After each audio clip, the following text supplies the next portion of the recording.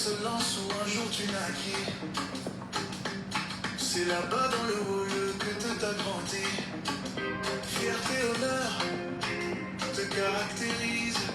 Belle femme et tête bien faite, les deux ne sont pas toujours antinomiques. La République c'est toi. T'as juste les droits, ton combat. La République c'est toi.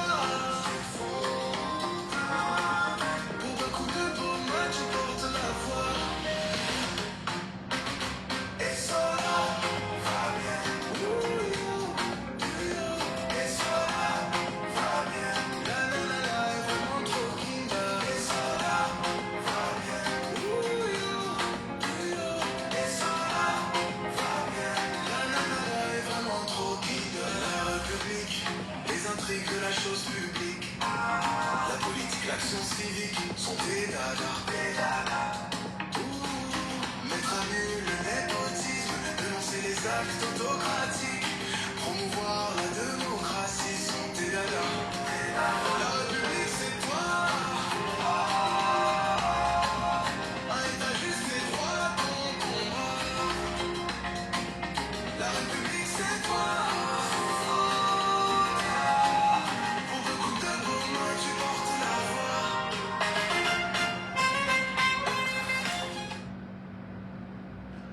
Bonsoir tout le monde, bonsoir à vous mes très chers compatriotes. J'espère que vous allez très bien.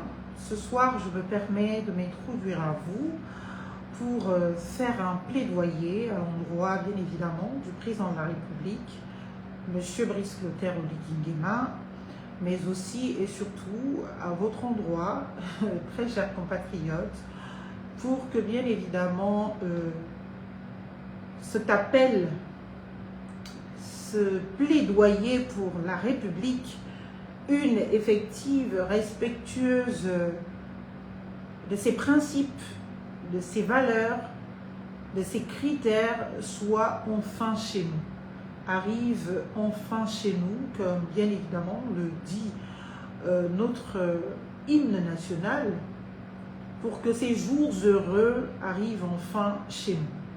Et ces jours heureux ne peuvent commencer naturellement que par le biais d'une construction de colonne vertébrale pour notre pays qui soit à la hauteur de la promesse même constitutionnelle. Avant d'entamer mon plaidoyer, donc mon propos de ce jour, je voudrais passer une information. Hier, dans le cadre de mes activités professionnelles pour mes clients, j'ai été au fait de ce que, bien évidemment, il y a plusieurs de nos compatriotes qui donc ont fait les demandes de l'établissement de cartes d'identité, de cartes nationales d'identité. Je porte à votre connaissance que plus de 27 000 cartes nationales d'identité sont disponibles dans les services de la DGDI au niveau du CEDOC, et je vous prie donc d'aller bien vouloir récupérer vos cartes nationales d'identité. Si vous avez fait une procédure d'obtention de carte nationale d'identité, il est fort probable que votre carte nationale d'identité soit disponible là-bas. Permettez à l'administration de se désengorger de ce trop-plein de cartes nationales d'identité qui donc étouffe et asphyxie les bureaux de l'administration alors que vous en avez besoin parce que les délais courent déjà. Pour ceux qui n'ont donc pas encore reçu leur carte nationale d'identité, rapprochez-vous des services de la DGDI, rapprochez-vous du CEDOC pour naturellement demander après vos cartes d'identité pour que bien évidemment vous en possédiez et que vous puissiez les utiliser au quotidien. Revenons donc à mon plaidoyer du jour, très chers compatriotes. J'ai prévu lire un petit texte parce que d'habitude j'aime m'exprimer sans regarder à aucun texte. Mais la question est tellement sérieuse que je me suis dit un petit discours circonscrit et conforme à l'actualité de notre pays serait la bienvenue.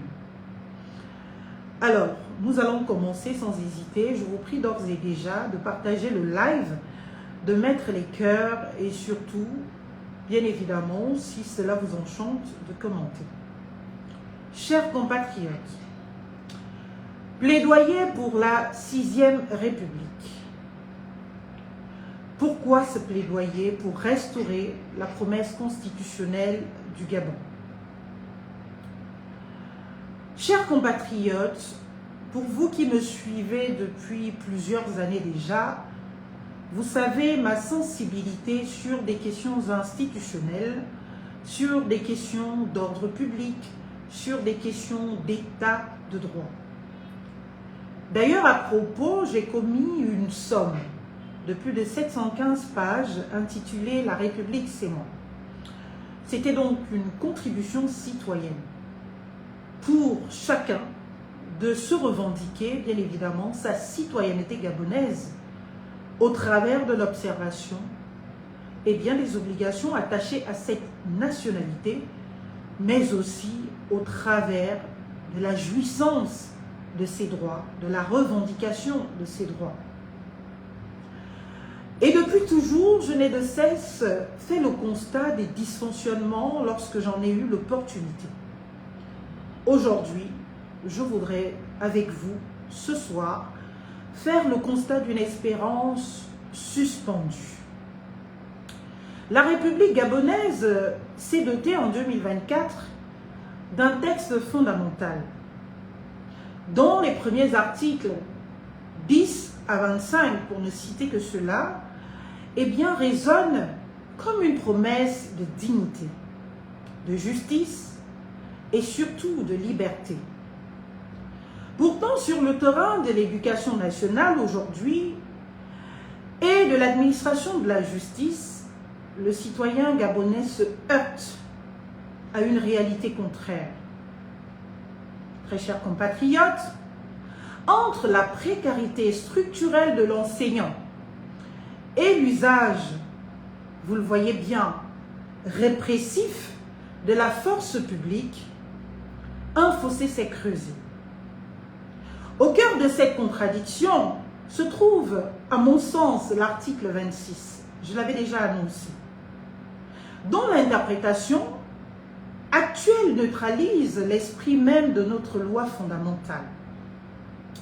L'enjeu est donc de démontrer que l'article 26, chers compatriotes, tel qu'il est rédigé, n'est pas une simple clause de sécurité, mais un cheval de Troie qui vide la Constitution de sa substance, notamment au travers de la remise en question, la remise en cause de toutes les dispositions des articles 10 à 25, dont le caractère absolu, imprescriptible et inviolable est indiscutable. Chers compatriotes, ce plaidoyer s'articule autour de la nécessité de restaurer l'équilibre entre l'autorité de l'État et la sacralité des droits de l'homme, des droits humains, des droits fondamentaux, en proposant une réforme qui sépare réellement les pouvoirs. Vous le savez, nous sommes déclarés république. Seulement, il est inconcevable d'admettre une république qui donc déclare et proclame les principes de l'état de droit, de la séparation des pouvoirs et de la souveraineté nationale sans pour autant que cela ne soit manifestement observable et effectif dans notre ordre public et dans notre quotidien. C'est pour cela que j'estime que l'article 26, que hier je décriais déjà au travers d'un débat télévisé, constitue pour ma part un verrou de l'arbitraire dans notre pays, le Gabon. L'article 26 dispose que les droits et libertés s'exercent dans les conditions déterminées par la loi et peuvent être soumis à des restrictions considérées comme nécessaires dans une société démocratique. Il faut le rappeler, chers compatriotes, dans un système où la séparation des pouvoirs que je venais d'évoquer est embryonnaire, ce texte devient un blanc-seing pour l'exécutif. Car notre justice en prend un coup. Nous sommes donc face là, chers compatriotes, à une justice de tutelle. Le maintien prolongé, bien évidemment, des mêmes personnalités à la tête des institutions judiciaires crée une confusion entre la protection de l'État et la protection d'un régime.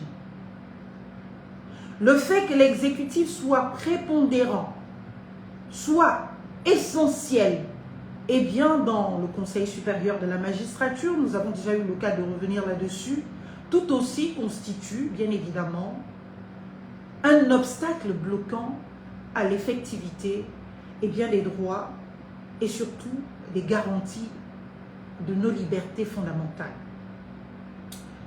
Alors que les articles 10 à 25, chers compatriotes, dessinent une démocratie idéale. Bien évidemment, quand on lit les dispositions de notre Constitution, allant des articles 10 à 25, nous sommes bien heureux d'être dans un état de droit, dans une république reconnaissant chacun eh bien, dans des droits absolus qui lui sont reconnus au titre de son humanité. Très chers compatriotes, l'article 26, comme je le décriais hier, agit comme un interrupteur. Il vient tout simplement éteindre tout cela. Et on rallume quand on veut. Cet interrupteur, chers compatriotes, permet de suspendre ces droits, pourtant proclamés à l'article 10, sacrés, absolus, irrévocables, fondamentaux, qui lient obligatoirement les pouvoirs publics. Au nom d'un ordre public dont les contours sont absolument flous, et les arbitres, les juges, les partis, tout aussi. Dans le contexte donc des grèves de l'éducation nationale aujourd'hui, chers compatriotes, rappelons que l'article 23, qui consacre dans notre Constitution actuellement en vigueur le droit de grève, est vidé de sa substance, par justement l'interprétation de l'article 26. Eh bien, l'article 23 s'efface donc au profit de l'article 26. Le droit de grève, qui jadis était un droit fondamental, un droit inaliénable, un droit absolu, un droit reconnu qui ne se criminalise pas, est malheureusement sous l'interprétation juridique de l'article 26 devenu quasi délit. Que dis-je, quasi délit? Alors, chers compatriotes, ces garanties de droit de grève, en l'occurrence, sont devenues systématiquement sacrifiées sur l'autel d'un ordre public, défini par ceux-là même, eh bien, qui ne respectent pas leurs engagements sociaux depuis plusieurs années. Cette situation est d'autant plus préoccupante que l'usage du mandat de dépôt, c'est-à-dire la prison, vous pouvez dire prison provisoire ou prison avant procès, est souvent utilisé comme une peine politique avant même que le juge ne se soit prononcé sur le fond du dossier. C'est hautement arbitraire. C'est donc dans ce sens que l'on arrive à cette idée de criminalisation de la précarité. C'est-à-dire qu'au lieu de résoudre la précarité, au lieu de trouver des solutions sur des conditions absolument précaires, indignes, dans lesquelles sont condamnés, dans lesquelles vivent nos compatriotes, agents publics. Aujourd'hui, nous parlons des enseignants. Il y a bien d'autres secteurs qui, malheureusement, subissent exactement les mêmes traitements, les traitements inhumains et dégradants. En lieu et place de leur opposer des solutions, en lieu et place de leur opposer un débat qui, justement, provient de ce contrat social, si l'on en a conscience, on leur oppose la répression. C'est fort déplorable. Et trouver justification à cela dans notre loi fondamentale est profondément, j'ai envie de dire, regrettable. Utiliser donc l'article 26 pour légitimer des exactions ou des détentions de représentants de syndicats ou des représentants syndicaux tout simplement, transforme une revendication de dignité prévue pourtant par l'article 11 de notre Constitution en un acte de sédition. Nous avons un texte, notre Constitution, qui pourtant consacre des droits fondamentaux, des libertés fondamentales. Je l'ai rappelé depuis le début de mon expression. Lisez, chers compatriotes, les articles 10 à 25. Cependant, il y a une intervention de l'exécutif ou du parquet qui ignore malheureusement ces garanties. L'usage donc de la force au travers du mandat de dépôt ou de menaces de détention, chers compatriotes, pour obtenir une capitulation, c'est-à-dire, en l'occurrence, la reprise des cours, ne peut être la solution. Malheureusement, cela se justifie au travers de l'article 26 et c'est pour cela que j'en appelle à cette 6e République, qui nous sorte de ce flou artistique défavorable aux citoyens gabonais dans un environnement où l'on sait très embryonnaire, la séparation des pouvoirs. Dans les deux cas, ou dans tous les cas, c'est la procédure de l'urgence qui est à l'œuvre. Et le flou de l'ordre public qui servent à briser les droits individuels, la concentration des pouvoirs est l'une des manifestations, en est l'une des manifestations. Si le président de la République est chef de l'État et du gouvernement à la fois, et que la justice via le ministère de la Justice, et que le Conseil supérieur de la magistrature reste sous son influence directe depuis des années, et que même la Cour constitutionnelle tout aussi demeure sous son influence directe, le test de nécessité de l'article 26 devient une simple formalité bureaucratique. Et c'est à déplorer, chers compatriotes. Parce que l'article 26 nous parle tout simplement d'une nécessité démocratique et dont l'exécutif est seul arbitre. Et face à cela, malheureusement, le citoyen lambda, le citoyen gabonais tout simplement, n'a aucun recours. Le fait donc que le président de la République soit aussi le chef du gouvernement supprime le fusible qui, dans d'autres systèmes, comme celui que nous avons connu déjà au Gabon, permettrait de sanctionner un gouvernement sans renverser l'État, sans toucher le chef de l'État. Et cela recrée de l'espoir dans les cœurs, bien évidemment, de compatriotes que nous sommes, dans l'éventualité que la nouvelle équipe soit la solution à nos préoccupations et à nos problèmes. Chers compatriotes, de ce constat, il y a l'exigence de la 6e République. La 6e République comme un pacte de sincérité, non pas comme une révolution.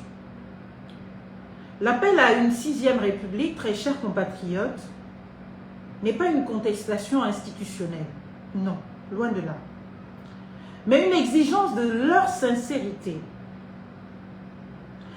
Une société ne peut se construire, nous nous en doutons bien, sur des droits qui s'éteignent dès que le citoyen demande leur application.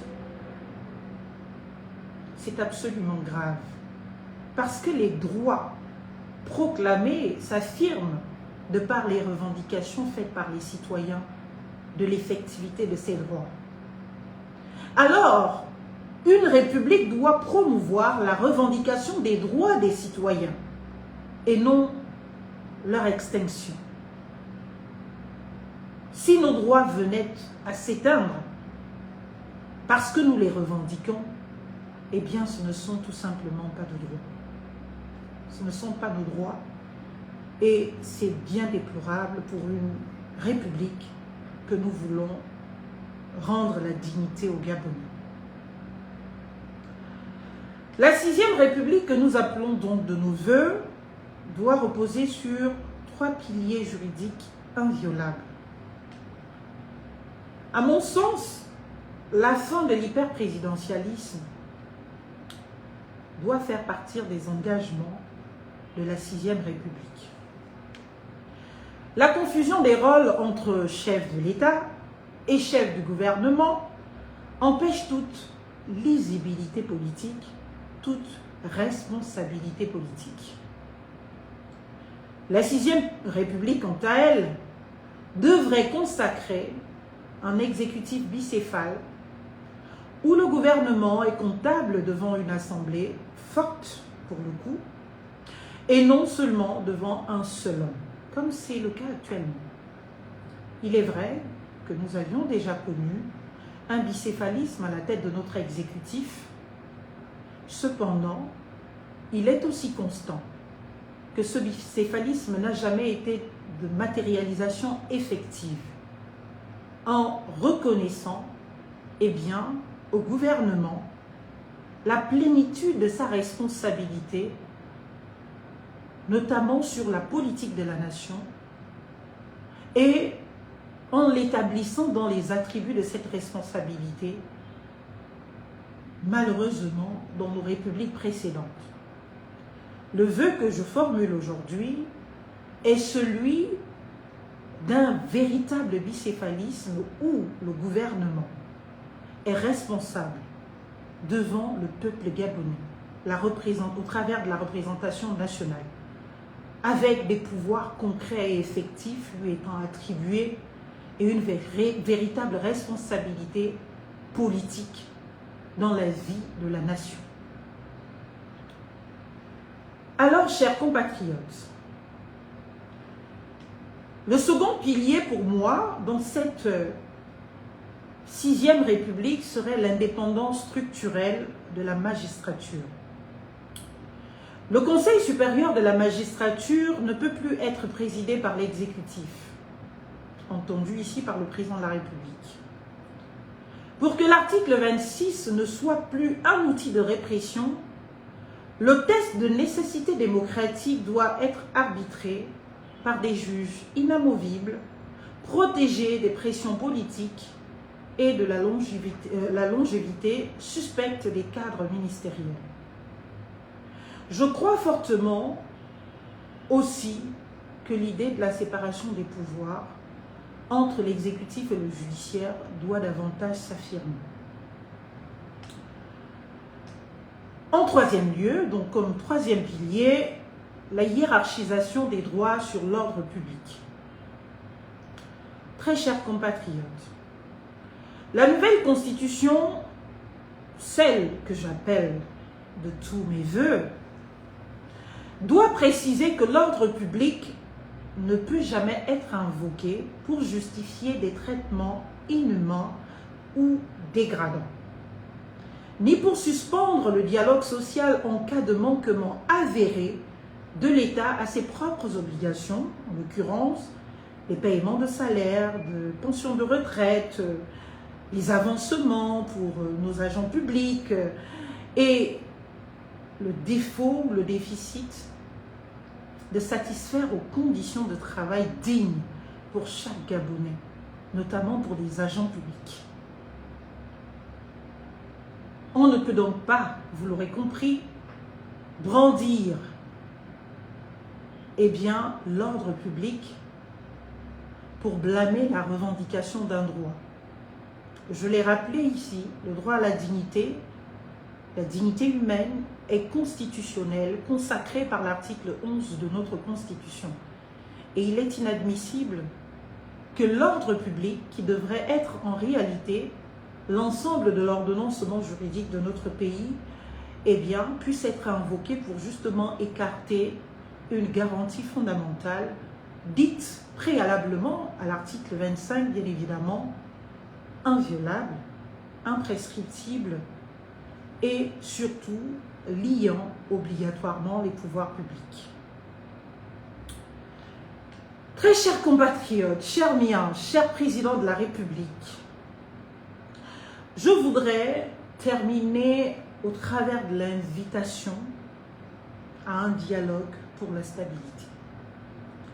Il est vrai que conformément au texte en vigueur actuellement au Gabon, il n'y a point d'autre solution que d'essayer de ramener les nôtres à la raison, que d'essayer d'interpeller, que d'espérer que de ces interpellations, que de ces plaidoyers, eh bien, une oreille se révèle réceptive afin enfin d'entendre les frustrations réelles de nos très chers compatriotes, les blessures réelles et la précarité devenue depuis trop longtemps leur quotidien. Rester fermé à de dignes revendications, c'est donner l'opportunité, eh bien, d'un rétropédalage à 360 degrés.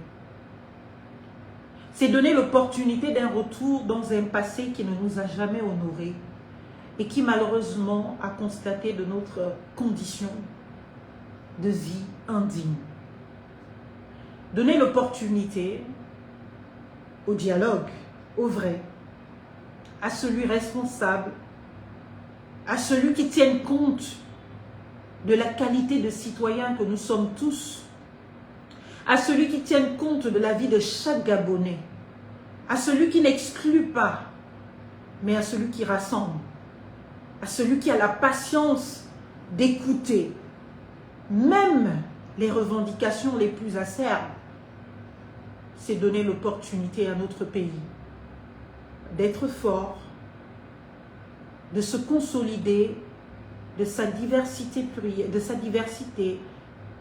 son hétérogénéité et de sa pluralité, afin qu'il se construise pour un développement sûr et pour un rayonnement et bien qui profite à tous. Chers compatriotes, la stabilité, ce n'est pas un vain mot. Ce n'est pas non plus un mot faible. La stabilité du Gabon, notre cher pays, notre république, notre nation, notre bien commun, repose sur la force du verrou que constitue, eh bien, l'article 26. Ne repose pas, je voulais dire, sur la force du verrou que constitue aujourd'hui l'article 26. Parce que l'article 26 vient renverser absolument tout ce qui a été pourtant consacré et sacralisé. De l'article, eh bien, 10 à 25 pour ne citer que cela. Mais sur la solidité du contrat social, les articles 10 à 25 sont à conserver, sans pour autant qu'on ne leur greffe, eh bien, des remises en cause non contrôlées et qui ne sont qu'à la manœuvre, malheureusement, que de l'exécutif et ce, unilatéralement. Chers compatriotes, ma foi est qu'un peuple qui ne croit plus en la parole de sa justice, de ses gouvernants, eh bien, est un peuple qui s'éloigne de la nation. Et les expressions les plus actuelles, aujourd'hui, établissent cette réalité. Votre pays, vos choses, votre pays est devenu bizarre. Vous vous rappelez l'expression de ce père de famille, de ce citoyen, désabusé dans sa citoyenneté, conscient de son impossibilité à s'exprimer, eh bien, librement. En voilà des signaux, si tant est qu'il en fallait, eh bien, qui traduisent de ce que nous ne sommes pas sur la bonne voie. Nous ne sommes pas sur la voie de la promesse de la constitution du Gabon. Nous ne sommes pas sur la voie des promesses de nos très chers militaires le 30 août et les jours suivants. Et il y a besoin pour chacun de nous, au travers des raisons des uns et des autres, des partisaneries des uns et des autres, au-delà, pas au travers, au-delà des raisons des uns et des autres, des partisaneries des uns et des autres, des sensibilités des uns et des autres, avoir en conscience que nous avons un pays qui doit rassembler ses fils, ses filles pour l'édifice commun et non les exclure ou les amener à s'auto-exclure et ne plus se considérer impliqués, concernés et considérés par notre propre pays. Cela peut paraître très léger, très banal, très bizarre, et bien de se permettre ces expressions qui pourtant traduisent un mal institutionnel profond et un mal profond du point de vue des garanties de nos droits fondamentaux, parce qu'humains. Alors, ne laissons pas le peuple gabonais s'éloigner de la nation. Encourageons, accompagnons ce peuple gabonais et bien à se recentrer pour la nation, pour que notre pays soit fort, pour que notre pays soit solide, qu'il se développe, parce que bien évidemment, ce développement, c'est pour ce peuple. Parce qu'au final, eh bien, la République, c'est ce peuple-là. Nous appelons donc, pour finir, les autorités actuelles, le président de la République et son gouvernement, à percevoir ce plaidoyer non comme une menace, comme c'est malheureusement devenu coutume, mais comme une main tendue vers une transition constitutionnelle apaisée.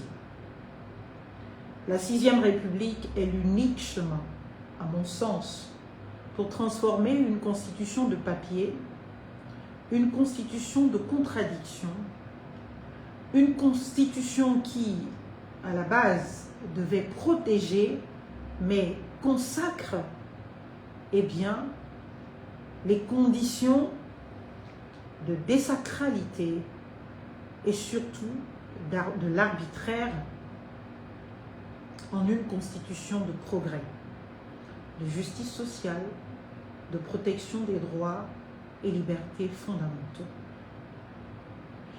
Une constitution dont les droits proclamés seront effectivement garantis. Une constitution où l'enseignant où tout agent public est honoré. Une constitution où le juge est libre de ses décisions, libre de ses actions, libre de ses réflexions.